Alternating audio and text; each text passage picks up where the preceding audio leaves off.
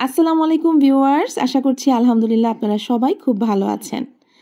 যারা পারফেক্ট জর্দা পোলাও রান্না করতে চাচ্ছেন অথবা বারবার জর্দা পোলাও রান্না করতে গেলে নানান রকম বিড়ম্বনায় বা সমস্যায় পড়তে হয়, সব কিছুর সমাধান নিয়ে আজকে আপনাদের সাথে শেয়ার করতে যাচ্ছি পারফেক্ট জর্দা পোলাওয়ের রেসিপি।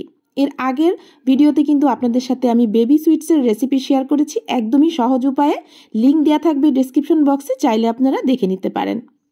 তো এখানে আমি নিয়েছি মালটার রস, নিয়েছি কিছুটা ছোট করে কাটা মোরব্বা, নিয়েছি গরম মশলা, এখানে নিয়েছি চিনি। আর আমি চিনি নিয়েছি এখানে যতটুকু পরিমাণ চাল নিয়েছি ততটুকু পরিমাণ চিনি নিয়েছি ঘি। আর এখানে নিয়েছি কাজু বাদাম এবং কাঠবাদাম কুচি। আপনারা পছন্দ অনুযায়ী যে কোনো ড্রাই ফ্রুটস নিতে পারেন। এখানে নিয়েছি স্বাদমতো লবণ। আর এখানে আমি পাউডার যে কালার জর্দা রং সেটা নিয়েছি 2 চা চামচ। আর এখানে আমি মালটার খোসাকে কুচি কুচি করে কেটে নিয়েছি। আর মালটার খোসার যে সাদা অংশ থাকে সেটা একদমই ফেলে শুধু উপরের হলুদ অংশটা নিয়েছি। আর এখানে নিয়েছি সাজানোর জন্য কিছুটা বেবি সুইটস আর কেওড়া জল। আর জর্দা পোলাও রান্নার জন্য আজকে আমি 2 কাপ পরিমাণ বাসমতি চাল ভালো করে ধুয়ে ভিজিয়ে রেখেছি আধা ঘন্টার জন্য। আর আপনারা চাইলে পোলাওর চাল দিয়েও কিন্তু এই জর্দা পোলাওটা রান্না করতে পারবেন। তো এখানে আমি বেশ কিছুটা পানি চুলায় বসিয়ে দিয়েছি। আর এখানে দিয়ে দিলাম কিছুটা গরম মশলা আর জর্দা রং। আপনারা চাইলে জর্দা রঙের পরিবর্তে ইয়েলো কালারটা দিয়েও জর্দা পোলাও রান্না করতে পারবেন। তো এখানে আমি একটু বেশ কিছুটাই জর্দা রং দিয়েছি যাতে ভাতের মধ্যে কালারটা খুব সুন্দর আসে। তো অপেক্ষা করব চালটা যাতে বলক চলে আসে। আর এর মধ্যে দিয়ে দিচ্ছি মালটার খোসা। আপনারা অবশ্যই মালটার খোসাটা যখন কুচি করবেন বা ছিলবেন চেষ্টা করবেন মালটার যে ভিতরের অংশে সাদা অংশটা সেটা ফেলে দিতে, শুধুমাত্র হলুদ অংশটা নেবেন। সাদা অংশে নেয়ার কারণে কিন্তু একদমই তিতা হয়ে যাবে।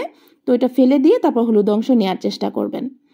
তো যে পর্যায়ে পানিটা বলক এসে গেল আমি ভিজিয়ে রাখা চালগুলো দিয়ে দিলাম। তো অপেক্ষা করছি আঁচটা একদম বাড়িয়ে চালটা যেন ভালোভাবে ফুটে ওঠে। আর আঁচটা প্রথম থেকেই শুরু করে শেষ পর্যন্ত ফুল আঁচেই রাখতে হবে। আঁচটা কমিয়ে দিলে কিন্তু ভাতটা মোটেও সুন্দর হবে না। যে পর্যায়ে চালের মাঝখানে একটু সাদা সাদাটে থাকবে আর মোটামুটি উপরটা সেদ্ধ হবে, ধরতে গেলে 90% চালটা সেদ্ধ হয়ে যাবে, সেই পর্যায়ে চালটাকে আমি পানি ঝরিয়ে নিব।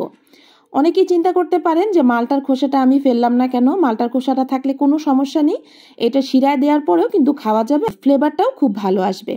তো আমি ভালো করে পানিটা ঝরিয়ে নিলাম। আর এইখানে আমি একটা বড় ফ্রাইং প্যান নিয়েছি, এর মধ্যে জর্দা পোলাওটা আমি ভাজবো বা রান্না করব। তো এর মধ্যে দিয়ে দিলাম আমি ঘি এখানে আমি দিয়েছি প্রায় 1/2 কাপ পরিমাণ। ঘিটা হালকা একটু গরম হয়ে গেলে দিয়ে দিলাম 2 দারচিনি, 2 এলাচি, 2 লবঙ্গ এবং 2 তেজপাতা। একদমই লো আঁচে রেখে হালকা একটু ভেজে নেব।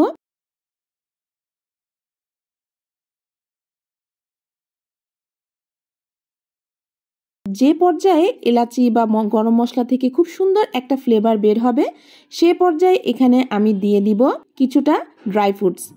যেখানে আমি বাদাম, 2 রকমের বাদাম নিয়েছি এবং কিশমিশ নিয়েছি। এটা আপনাদের ইচ্ছা অনুযায়ী, পছন্দ অনুযায়ী কম বা বেশি যেভাবে ভালো লাগে নিতে পারেন। তো সব কিছুই আমি কেটে ভালো করে ধুয়ে তারপর এখানে ব্যবহার করছি। যে পর্যায়ে কিশমিশটা ভাজা হয়ে একটু ফুলে উঠবে সে পর্যায়ে এর মধ্যে আমি অ্যাড করে দেব চিনি। আর অবশ্যই এ পর্যায়ে কিন্তু আঁচটা একদমই লো হিটে বা কম হিটে থাকবে। তো এখানে আমি চিনি নিয়েছি 2 কাপ। যেহেতু আমি চাল নিয়েছি 2 কাপ, চালের সমপরিমাণ নিয়েছি 2 কাপ চিনি এবং একই কাপের পরিমাণে আমি এখানে পানি দিয়ে দিচ্ছি 1.5 কাপ। 1.5 কাপ বলতে 1 কাপ ফুল নেবেন আর 1/2 কাপের থেকে একটু কম নেবেন।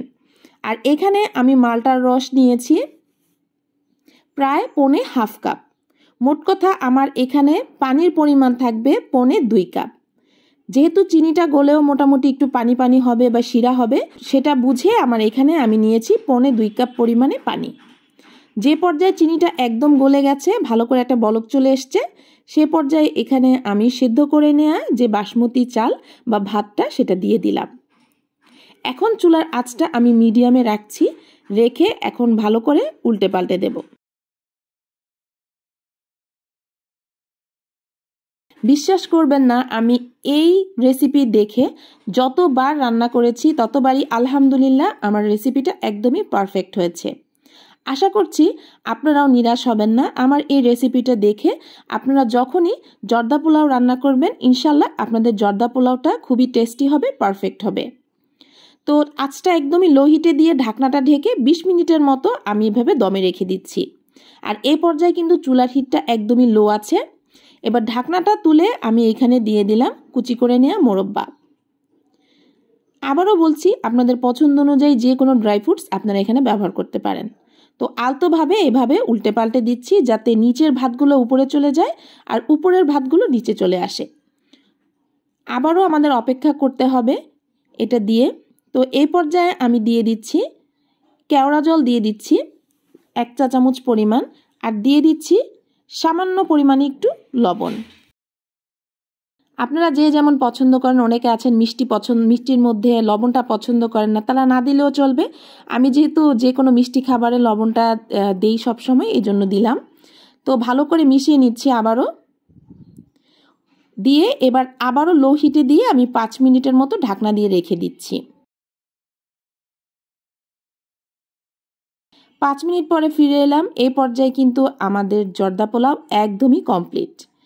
আবারও একটু উল্টে পাল্টে নেড়ে নিচ্ছি।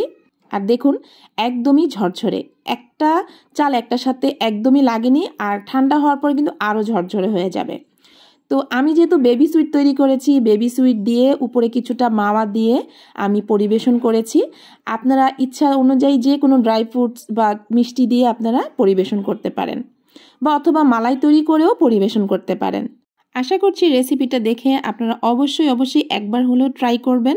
ইনশাল্লাহ আপনারা নিরাশ হবেন না।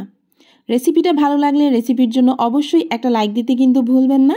আর চ্যানেলটা সাবস্ক্রাইব করে আমাদের পাশে থাকার জন্য অনুরোধ জানাচ্ছি এরকম সহজ রেসিপি পাওয়ার জন্য। ভালো থাকবেন, সুস্থ থাকবেন। আবারও চলে আসবো ভ্লগ ভিডিও এবং আমার রান্না বান্না নিয়ে। ততক্ষণের জন্য আল্লাহ হাফেজ।